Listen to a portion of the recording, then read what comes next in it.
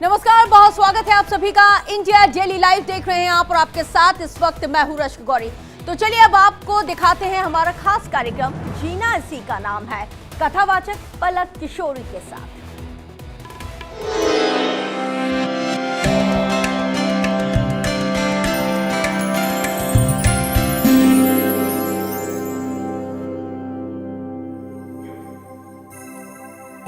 शेष महेश गणेश दिनेश सुरेश अहु जाहि निरंतर ध्यावे, जाहि अनादि अनंत अखंड अछेद अवेद सुवेद बतावे। नारद से सुख व्यास रटे, पचिहार पुनीतों पार न पावे। ताही अहीर की छोहरियां, छछिया भर छाछ पे नाच नचावे। जय श्री कृष्ण।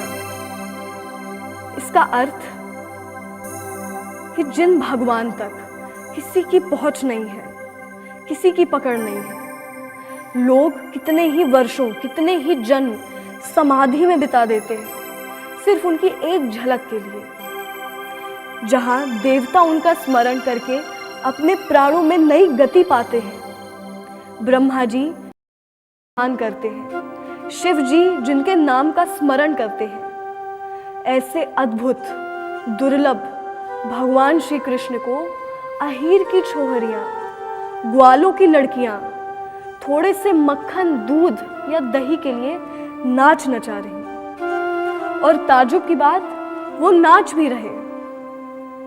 इस बात से हमें ये पता चलता है कि भगवान भक्तों के लिए बहुत सहज है, सरल है। वो कभी भी भक्त के सामने अपना ऐश्वर्य नहीं दिखाते, जबकि सच्चाई क्या है कि उनसे ज्यादा ऐश्वर्य किसी के पास नहीं, उनसे ज्यादा वैभव किसी में नहीं। यहाँ तक कि माता लक्ष्मी, इनके सिर्फ चरण कमल हमारे घर में पड़ जाए, कितने लोग यत्न करते हैं। वो माता लक्ष्मी भगवान के चरणों को हमेशा दबाती रहती है, हमेशा उनका ध्यान भगवान की तरफ रहता है। इतने वैभव के बाद भी भगवान भक्तों के सामने बहुत सरल बन के जाते हैं, बहुत सहज बन के। जितनी भी उनकी बाल लीलाएं हैं, उनकी बचपन की कथाएं हैं, वो सुनने में हमें बहुत अच्छा लगता है, बहुत आनंद मिलता है। वो हमारे साथ बिल्कुल मनुष्य जैसा ही व्यवहार करते हैं, पर वो मनुष्य नहीं है।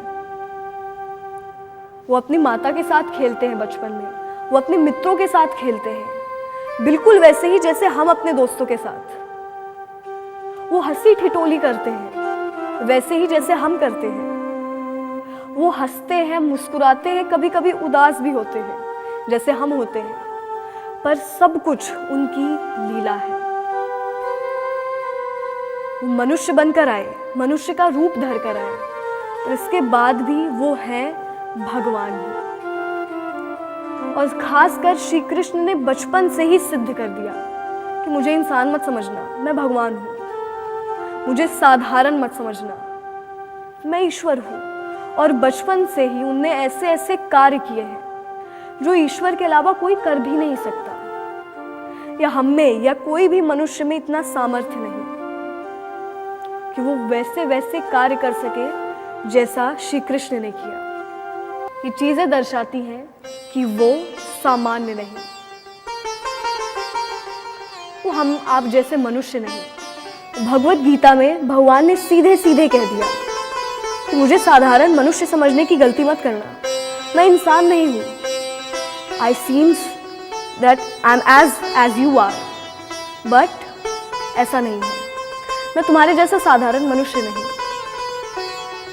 इवन मेरी इच्छा के बिना कोई मुझे देख भी नहीं सकता, कोई मुझे छू भी नहीं सकता। No one can touch me, no one can even see me. फिर हम जो उन्हें देख पा रहे थे, या उस समय के जो लोग उन्हें देख पा रहे थे, वो क्या था?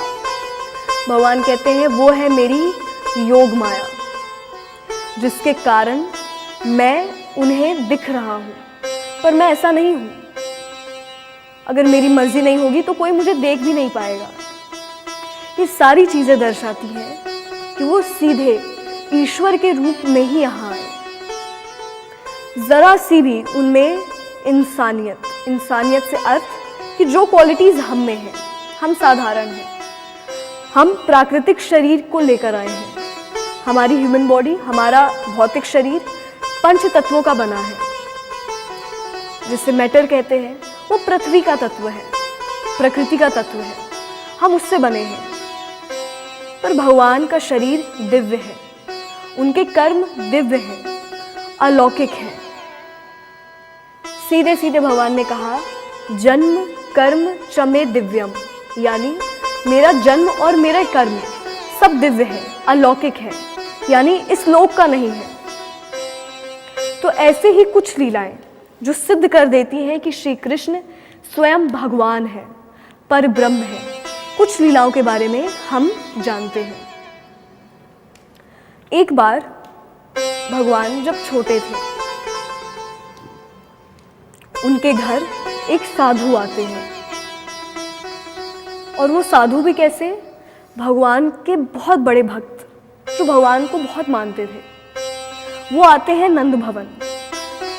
आज उनका एकादशी का व्रत है। उनने माता यशोदा से कहा कि माता, आज मेरा व्रत है, तो मुझे जो भी आप भोजन दे या जो भी प्रसाद दे, ये ध्यान रखिएगा, मेक श्योर कि वो पूरी शुद्धता से बने, पूरी प्योरिटी से बने, बहुत साफ सफाई हो, कोई ऐरा गैरा उसे छू भी ना पाए, क्योंकि वो भगवान के लिए है। मैं उन्हें चढ़ाए बिना कुछ भी खुद नहीं लेता, कुछ भी पर्सनल ग्रहण नहीं करता, पहले भगवान के पास फिर मेरे पास। माता यशोदा कहती हैं, आप जैसा कहें। इतना कहकर माता ने बहुत स्वच्छता, बहुत साफ सफाई के साथ प्रसाद तैयार किया। सादा सा भोजन। व्रत में हम कैसा भोजन लेते हैं? सिंपल, सादा, साधारण, सात्विक। वही भोजन माता उन साधु महाराज को देती है कि पूरा सादा भोजन है, अब आपकी जैसी इच्छा। उन साधु महाराज ने पहले भगवान के सामने उसे रखा और हाथ जोड़कर कहा कि पहले आप ग्रहण करिए, बाद में मैं इसे लूंगा। आप आइए और इसे स्वीकार करिए। साधु महाराज मन में सोच ही रहे थे, वहां भगवान छोटे से, उस वक्त उनकी उम्र 1.5 साल की थी। भगवान दूसरे कक्ष में खिलौनों से खेल रहे थे, और जैसे ही आवाज उन तक गई कि आप आइए और ये प्रसाद स्वीकार करिए, भगवान हाथों के बल चलते हुए जाते हैं, जैसे छोटे बच्चे चलते हैं, और जितना भी प्रसाद है सब कुछ समय बाद या कुछ सेकंड्स बाद, जब साधु महाराज की आंखें खुली, जितना भी प्रसाद है सब गायब। उन्हें लगा अभी तो मैंने रखा था, कुछ सेकंड्स पहले, ऑलमोस्ट 10 सेकंड्स पहले, सब कैसे गायब हो गया? कौन आया, कौन सब खा लिया? उनने हर जगह देखा, कोई नहीं दिखा। जब नजरें नीचे की तरफ गई तो छोटे से भगवान उन्हें ही देख रहे थे। साधु महाराज कहते, तुम तो खुद इतने छोटे से हो, तुमने सब कैसे खा लिया, वो भी इतनी जल्दी? जब वो इतना कह रहे थे, पीछे से यशोदा मैया आती है। उन्होंने कहा, क्या हुआ, व्हाट्स रॉन्ग विद यू, आपके साथ क्या परेशानी है? साधु महाराज कहते हैं, मैंने प्रसाद यहाँ पे रखा, कुछ समय के लिए, कुछ क्षणों के लिए मैंने अपनी आंखें बंद की, और जैसे मैंने आंखें खोली पूरा प्रसाद गायब, कोई नहीं है, सिर्फ आपका पुत्र, छोटा सा पुत्र, वो नीचे है। मैं क्या समझूं, इसने खाया सब कुछ? यशोदा मैया कहती हैं, साधु महाराज, मैं अपने पुत्र को, कन्हैया को पकवान खिलाती हूँ, नए नए। वो व्रत का सादा सा भोजन क्यों खाएगा, क्यों लेगा? भगवान कहते, मैया ये मत कहो। अब उन्हें बोलते नहीं बनता, वो अपने मन में कह रहे। भगवान मन में कहते, मैया ऐसा मत कहो, प्यार से मुझे सादा भोजन ही क्यों ना दिया जाए, मैं स्वीकार लूंगा, भले पकवान ना हो, इतना भी लोभ नहीं है मेरे मन में भोजन का। खैर, बात आई गई। साधु महाराज कहते, फिर बनाइए। फिर से प्रसाद तैयार किया गया, फिर से उन्हें दिया गया। फिर वो भगवान के सामने रखते हैं, फिर हाथ जोड़कर कहते हैं प्रभु इसे स्वीकार करिए, फिर मैं ग्रहण करूंगा। फिर भगवान अपने कक्ष से आते हैं। इस बार उनकी आंखें खुली, पूरा प्रसाद फिर से गायब। इस बार भी छोटे से भगवान सामने है बस। साधु महाराज कहते तुम फिर आ गए, मैंने मना किया था ना मत आना। यशोदा मैया आती हैं। यशोदा मैया ने कहा कन्हैया मना कर दिया ना, क्यों आ रहे हो? भगवान कहते मैया यही बुला रहे हो इनको को। यानी भगवान मन में कहते तुम ही तो बुला रहे हो मुझे। अब क्योंकि थोड़ा थोड़ा बोलते बनता है, तो तेरी भाषा है। भगवान कहते तुम ही तो बुला रहे हो मुझे। साधु महाराज कहते मैंने तुम्हें कब बुलाया? मैं भगवान को बुला रहा हूं, तुम्हें नहीं। भगवान कहते अच्छा अपनी आंखें बंद करो। उन्हें जैसे अपने नेत्र बंद किए, आंखें बंद की, उन्हें भगवान चतुर्भुज रूप में दर्शन देते हैं। और भगवान का वो रूप देखकर साधु महाराज को कुछ सूझ नहीं रहा बोलने का। अब मैं क्या बोलूं? उन्होंने फिर क्या किया? प्रभु भक्ति में जाने हो श्यामा तू ही जाने, तू ही जाने हो श्यामा तू ही जाने हो सारी दुनिया के फिर जनहारी, लीला तेरी तू ही जाने, तेरी बोलो कृष्ण कन्हैया लाल की, लीला तेरी तू ही जाने, लीला तेरी तू ही जाने, लीला तेरी तू ही जाने, के लीला तेरी तू ही जाने। बोलो कृष्ण कन्हैया लाल की जय। तो यहाँ वो जो संत, वो जो साधु जी थे, वो अपने हाथों से भगवान को आहार देते हैं। उन्हें यशोदा मैया से कुछ नहीं कहा कि ये कौन है। उन्हें सब पता चल गया कि भगवान आए हैं, उद्देश्य है। उद्देश्य भी क्या? धर्म स्थापना का उद्देश्य है। भगवान कृष्ण को युग पुरुष कहा जाता है। युग पुरुष यानी जो आए और जिन्हें पूरा समय बदल दिया, पूरा युग परिवर्तन हो गया, जो आए और पूरे युग को बदल दिए, इसलिए उन्हें युग पुरुष कहा जाता है। धर्म की नई परिभाषा दे दी उन्हें, जीवन के सिद्धांत को बदल दिया उन्हें, भगवत गीता का ज्ञान दे दिया उन्हें, यानी सब कुछ रिन्यू कर दिया।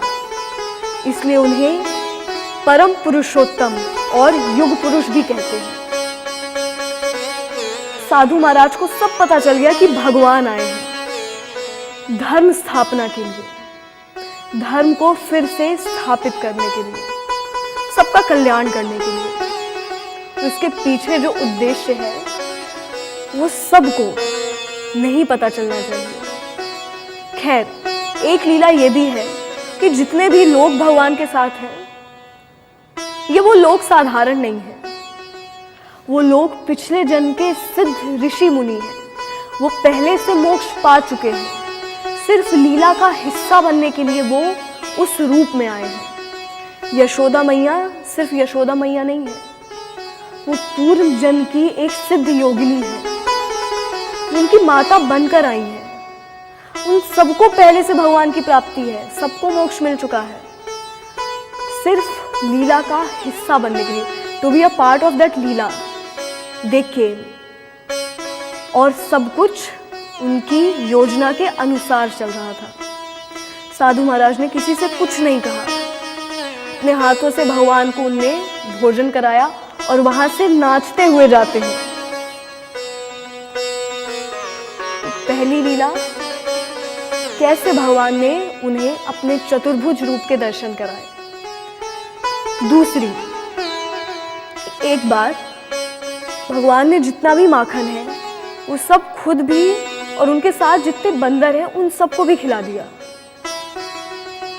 जब सारे बंदरों ने, पशु पक्षियों ने मक्खन खाया, दूर से यशोदा मैया देखती है। इस बार इतना क्रोध, इतना गुस्सा आया, मतलब मैं मेहनत ऐसे इसीलिए करती हूँ, तुम पूरा मक्खन इनको खिला दो। अरे जब तक खुद खाते तब तक ठीक, मतलब अब ये भी खाएंगे मक्खन। इस बार यशोदा मैया अपने हाथ में एक लकड़ी, एक छड़ी लेकर आगे बढ़ती है। मैं नहीं छोड़ूंगी आज तुम्हें। भगवान पहली बार माता का ये रूप देखते हैं। भगवान कहते हैं, माता तुम्हारा ये रूप भी हो सकता है, मुझे नहीं पता था। और अब भगवान उस माखन को छोड़कर दौड़ने लगे और वो एक खम्भे के ऊपर चले गए। माता कहती, अच्छा चलो, मैंने रख दिया, मैं तुम्हें मारूंगी नहीं, नीचे उतरो, नीचे उतरो। भगवान डरते डरते नीचे उतरते हैं। कहते, पक्का नहीं मारोगी? मैया कहती, आई प्रॉमिस, मैं मारूंगी नहीं, पर सजा तुम्हें मिलेगी, सजा, दंड तो मिलेगा। आई पनिश यू फॉर श्योर। तो माता ने भगवान को बाहर ले गई और एक बड़ी सी ओखली थी। बाहर ले जाने के बाद माता ने भगवान को उस ओखली में बांधने का प्रयास शुरू कर दिया कि अब मैं तुम्हें बांध दूंगी। कुछ समय जब बंधे रहोगे ना, बिना रुके बिना हिले, तब पता चलेगा कितनी कठिनाई पड़ती है मुझे एक जगह खड़े रह के मक्खन निकालने में। तो माता जैसे भगवान को उस ओखली के आगे रखती है और उन्हें रस्सी उठाई। जैसे उन्हें बांधने का प्रयास किया, उतनी बड़ी रस्सी छोटी हो गई। माता ने कहा, अभी तक तो रस्सी बड़ी थी, अचानक छोटी कैसे हो गई? भगवान मन में कहते हैं, माता किसी में सामर्थ्य, किसी में शक्ति नहीं जो मुझे बांध सके। अलग से एक रस्सी का टुकड़ा उनने उठाया, उसे बांधा। फिर भी जब बांधने का प्रयास किया तो रस्सी फिर छोटी हो गई। तीसरा हिस्सा उनने बांधा, फिर भी वो रस्सी छोटी हो गई। भगवान कहते हैं, मैया तुम नहीं बांध पाओगी, तुम्हारा मात्र प्रेम है, मैं खुद बंधने को तैयार हूं, इसे मुझे दो, मैं खुद बांध देता हूं। तो माता के हाथों से भगवान ने उस रस्सी को लिया और उन्होंने खुद को बांध लिया। भगवान ने जब बांधा तब वो रस्सी बंध गई। माता मन में सोचती है, मैंने इतना प्रयास किया, मैं तुम्हें बांध ही नहीं पाई, तुमने तो कुछ नहीं किया, फिर भी ये रस्सी कैसे बंध गई? भगवान ने कुछ नहीं कहा, वो सिर्फ मुस्कुरा दिए। कई बार भगवान उत्तर नहीं देते थे, कई बार उत्तर सिर्फ उनकी मुस्कान थी। जब बहुत गहरे प्रश्न किए जाते थे उनसे, तब वो जवाब ही नहीं देते थे। कह लीजिए, जब हमारे पास बहुत बोलने को है और हम हर समय बोलते रहते हैं, तो हमारे उत्तरों का प्रभाव कम हो जाता है, हमारे शब्दों की वैल्यू घट जाती है। भगवान कितनी ही बार, कितने लोगों के ही प्रश्न के उत्तर नहीं देते थे, सिर्फ मुस्कुरा देते थे, उत्तर मिल जाता था। अगर उनने किसी के प्रश्नों के बिना रुके उत्तर दिए हैं, वो है सिर्फ अर्जुन के, और वो भी सिर्फ भगवत गीता में। बिना किसी प्रश्न ने एक एक प्रश्न का उत्तर दिया, वहां पे उन्हें कोई कॉम्प्रोमाइज नहीं किया। पर सिर्फ एक ही बार ऐसी घटना हुई, वो भी भगवत गीता सिर्फ 45 मिनट 45 मिनट्स के लिए थी। उस बीच में कोई कुछ पूछ ले भगवान से, उसका उत्तर वो जरूर देते थे। जब भगवान को देखा कि सिर्फ मुस्कुरा रहा है, तो यशोदा मैया भी खुश हो गई और वो वहां से चली गई। उसके बाद भगवान, जब दोपहर आती है, कड़ी धूप, कहते हैं, मैं कब तक खड़ा रहूं, कितनी धूप है। सामने उन्होंने देखा तो 2 यमला वृक्ष थे। यमला वृक्ष यानी आपस में जुड़े हुए, वो वृक्ष दोनों आपस में जुड़े थे। बीच में छोटी सी जगह, बहुत थोड़ी सी जगह। भगवान कहते हैं, हाँ, मैं इस वृक्ष के नीचे चला जाऊंगा ना, मुझे छाया मिल जाएगी, शीतलता मिल जाएगी। तो भगवान ने एक कदम आगे बढ़ाया, उनने एक कदम आगे बढ़ाया, जो ओखली सीधी थी वो टेढ़ी हो गई। वो जैसे टेढ़ी हुई, बहुत तेज आवाज आई वहां पे। कुछ बालक वहां आपस में खेल रहे थे, उनका ध्यान भगवान की तरफ आया। अब वो सब एकटक सिर्फ भगवान को देख रहे हैं। अब भगवान हाथों के बल आगे चलने लगे और पीछे पीछे वो ओखली उनके साथ घूमते हुए। वृक्ष आता है, छोटी सी जगह से भगवान तो निकल गए, वो खुद भी छोटे हैं, पर वो ओखली फंस गई। वो जब पीछे मुड़े, ओखली तो फंस गई। अब मैं क्या करूं? ठीक है, मैं थोड़ा प्रहार करूंगा ना, थोड़ा मैं बल लगाऊंगा, ओखली निकल आएगी। तो भगवान ने एक हाथ आगे किया। उनके एक हाथ रखते ही वो 2 पेड़ हिलने लगे।